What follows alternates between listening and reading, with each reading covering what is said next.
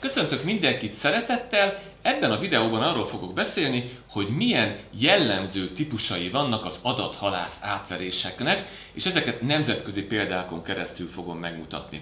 Az első, az egyik legelterjedtebb kategória az az e-mailben történő adathalászat, tehát e-mail phishing.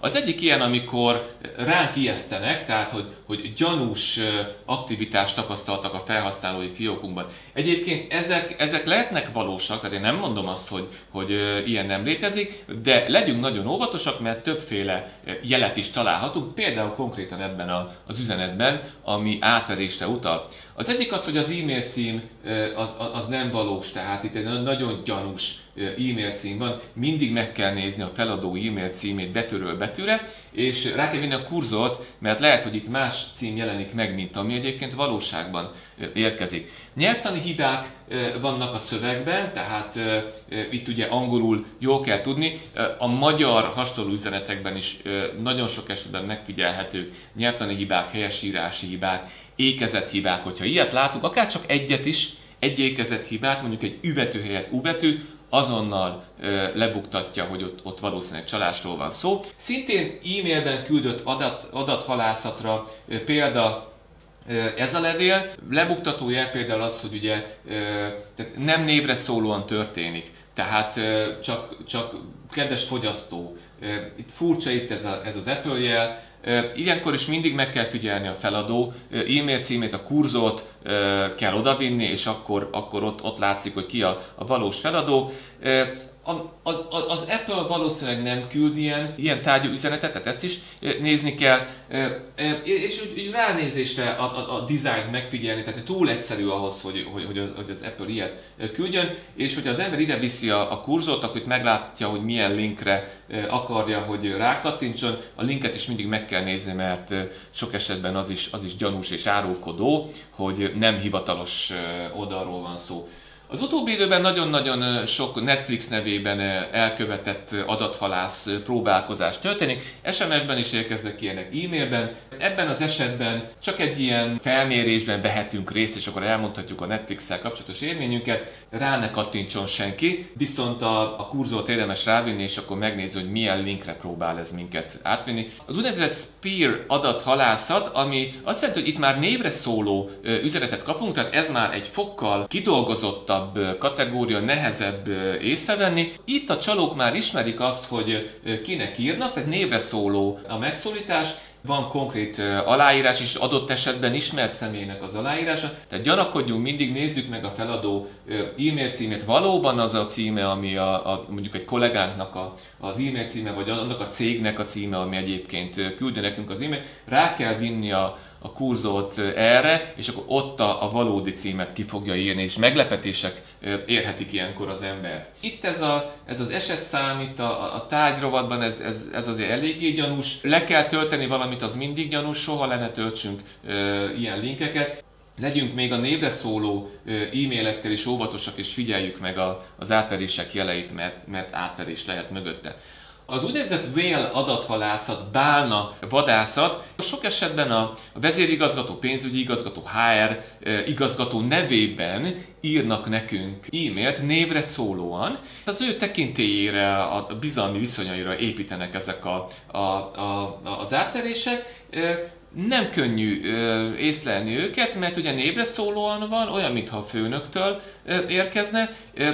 Ami visszatérő jel, és ami miatt gyanús lehet, az, hogy sok esetben valami céges platformhoz, pénzügyi információhoz való hozzáférést kér, vagy pénzügyi átutalást kér. Tehát utaljunk át ennek, meg ennyit, mert most éppen elfoglalt vagyok, nem tudok csinálni, stb. Tehát ilyenkor mindig gyanakodjunk. Tehát még a látszólag kollégáktól érkező e-mail is lehet adathalász átverés. Ugyanez a kategória az, amikor ugye felettes nevében érkezik, és itt például a küldő e-mail címében van egy lebuktató jel, hogy 2 S betű van egy helyet. Tehát, hogy nagyon-nagyon meg kell figyelni ezeket az apró részleteket, mert egyre kifinomultabbak ezek az átverések, és egyre nehezebb észrevenni őket.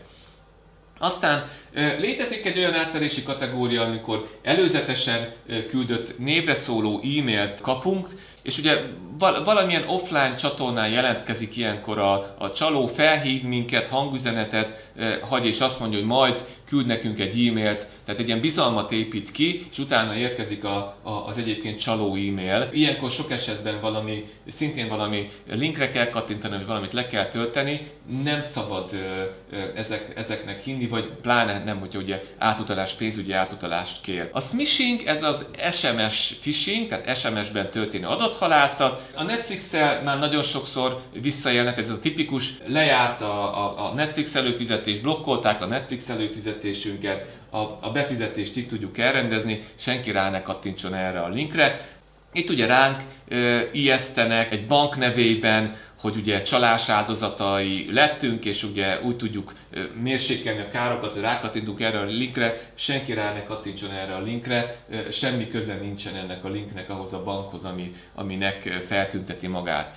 Az angler phishing, ez egy nagyon cseles kategória, ez azt jelenti, hogy személyre szabottan írnak rá valakire a közösségi médiában, rendelkeznek róla valamilyen infóval, ami alapján őt meg tudják keresni. Például mondjuk egy nyilvános hozzászólásából valamire következtetnek, például itt mondjuk arra, hogy valaki pizzát rendelt, és akkor hidegen érkezett a pizza, akkor egy pizza profil nevében rá fognak írni, hogy na, akkor ezt szeretnénk jóvá tenni, ehhez adja meg az adatait, stb. Stb. Ez egy nagyon kifinomult forma, tehát legyünk nagyon-nagyon óvatosak azzal, hogy mit osztunk meg a közösségi médiában, illetve gyanakodjunk, hogyha ilyen üzenetet kapunk, mert itt is átverések áldozatai lehetünk. A phishing, ez a voice phishing, tehát ez a hangalapú adathalászat, ez arról szól, amikor telefonban hívnak fel minket, például mondjuk banki ügyintézőnek adják ki magukat, és akkor így kérnek tőlünk adatokat, vagy átutalást különböző számlákra. Nagyon-nagyon-nagyon óvatosan kell bánni ezekkel.